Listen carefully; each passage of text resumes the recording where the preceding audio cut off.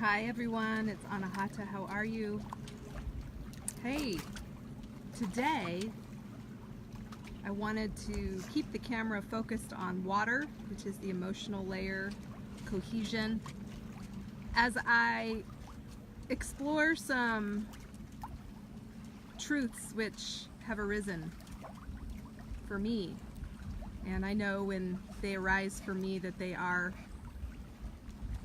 important for others to hear, and that there is medicine in my words. And so as you allow the waves to soothe you into expanded awareness, I want to talk with you all about the dynamics of change and what that means in terms of the components that are required for change to actually occur. As humans, we are convinced by our is. We are convinced by the body, by what is us versus them, what is internal versus external, because we are reliant on our five senses: see, taste, touch, smell, sound, feeling. And so we are resistant to change because it is unknown. We can't see, taste, touch, smell, feel it. And there requires a certain amount of faith when you are to go into the unknown. So this can be a difficult leap for most anyone to take, because it requires leaving the patterns of safety behind, going beyond our comfort zone. And most people choose to remain miserable rather than to expand into the unknown. Now, as I said, there are components to change which are requirements. They are inherent in the definition of change, I believe. And they have been arising for me lately, and I just wanted to share with you all that I find the components to be, and these again are the requirements for change. The first is consciousness, right? Truth is in the eye of the beholder. Your truth and your reality is a total different truth and reality than someone else's. This is why you can never want change enough for someone to change. It's an inside job. It's a transformation that requires consciousness, conscious awareness that there is a need and or circumstance calling for change. So you can never want change for someone enough for them to also desire that change unless they are the initiator. So transformation, change, requires consciousness, requires your reality syncing up with the desire for a transformation. Two people can be viewing the exact same subject. One it may be obvious that there is change that needs to occur, while the other one is completely oblivious to any such need. Again, it's in the eye of the beholder. And so change requires conscious awareness that there is change called for. And then the second component is desire. Like, beyond consciousness, is there a desire to transform? Again, in the eye of the beholder. This is why change and transformation is a personal journey. No one can take it for you. No one can inspire you enough. We can all become transformation catalysts, where we encourage people with love to reach farther than their comfort zone, but it is a personal journey that one must take alone. So desire to want to change. And again, we touched on that just a second ago. A lot of us with the unknown, with the newness, with the change in itself, would rather stay where we are than to expand past that. And that's okay. The last component is interesting as well, and it is dependent upon each person. And again, it's a personal journey. And that is actually doing the work. We are creatures of habit. 95% of everything we do every day is based on habit. And we aren't thinking consciously about it. We are creatures of habit. Our thoughts lead to emotions, lead to chemical responses, which are all familiar places to be. We feel feelings based on our past experiences, and a lot of us are just living in the past, basing everything new on our past alone instead of branching out into newness. And so it's a reference point, and that's fine.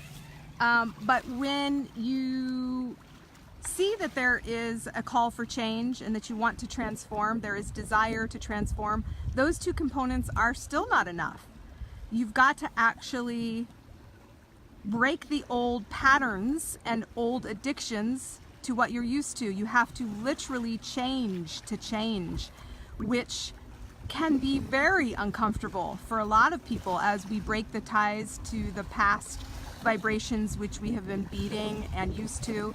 And the misperception is that it's going to require a lot of energy to do so, when in fact, if you are motivated to change and you see the desire and the need, and you have the desire and the need rather, and there's a circumstance that calls for it, it's actually energy freeing because you're going into the path of least resistance. But again, you've got to be conscious that there is a need to change. You have to have the desire to change, and then you have to systematically choose new responses, which is going to feel not normal. It's going to feel strange. It's going to feel like work because you are cutting the ties to the old emotional responses that you have become addicted to, the old thought patterns, the old programs that you are playing that you aren't even conscious of.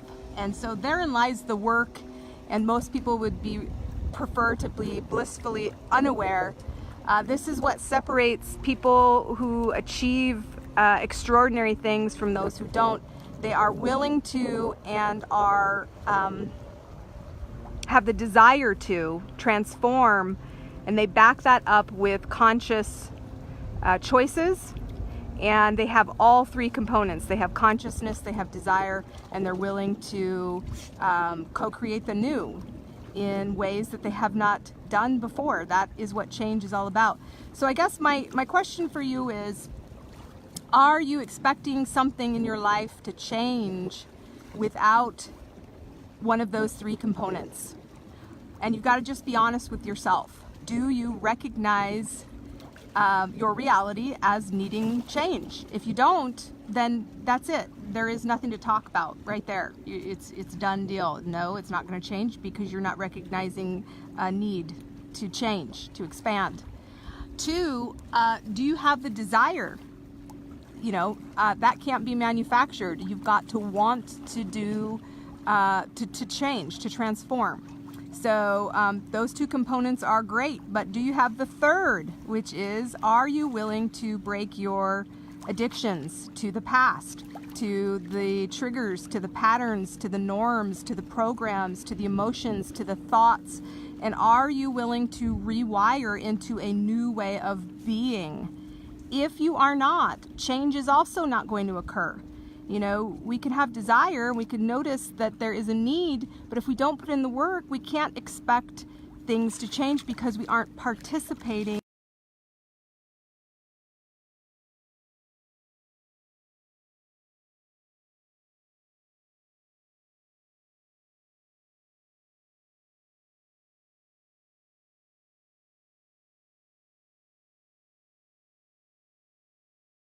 Thankfully, there is a slight lag, or else we would self-destruct daily.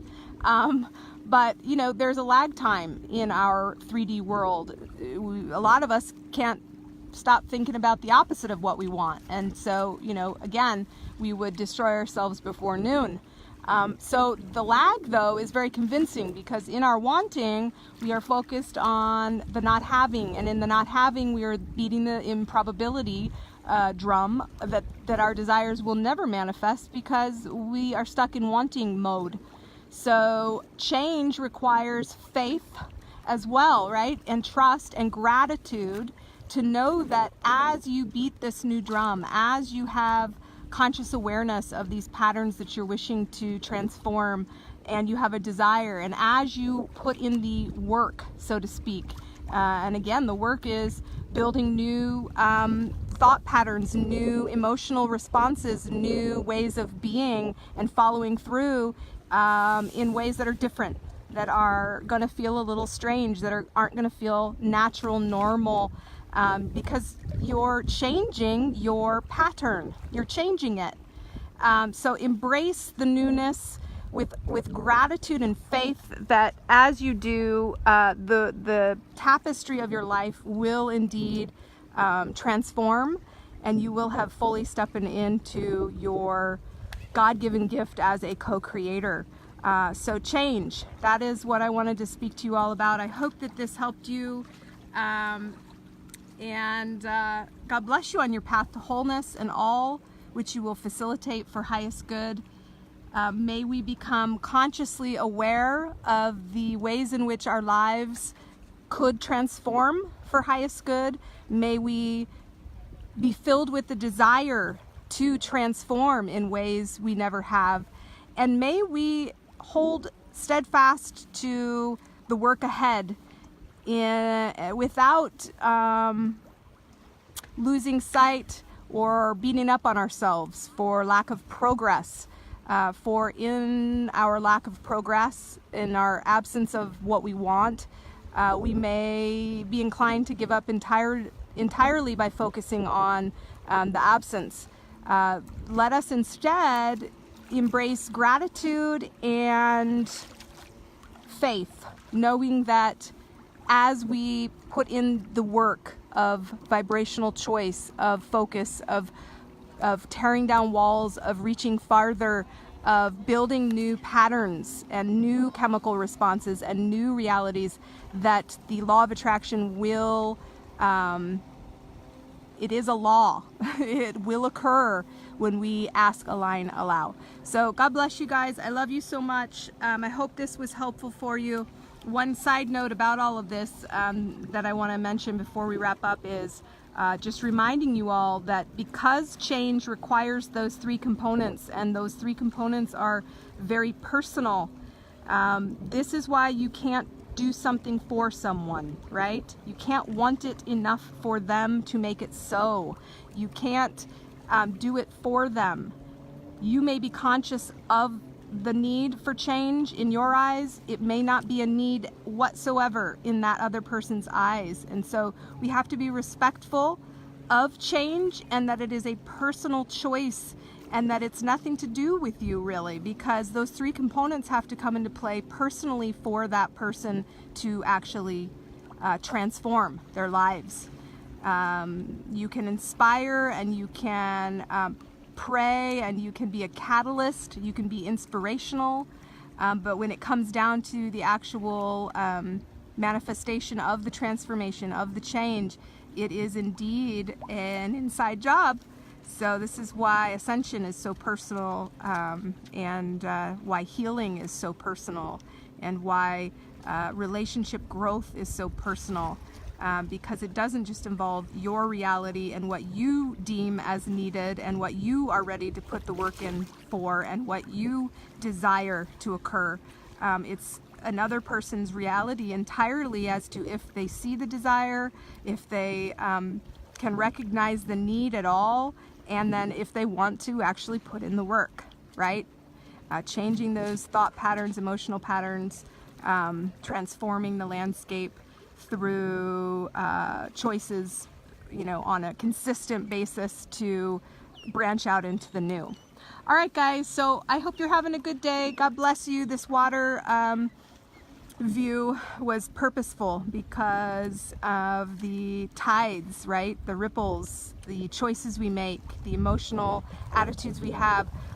One wave goes into and keeps going, right? It's coming through. We've got to choose what we're sending out and not expect something to just transform instantaneously without the consistency of beating that same drum for highest good. All right, guys, God bless you all. Talk to you soon. Have a good day. Bye-bye.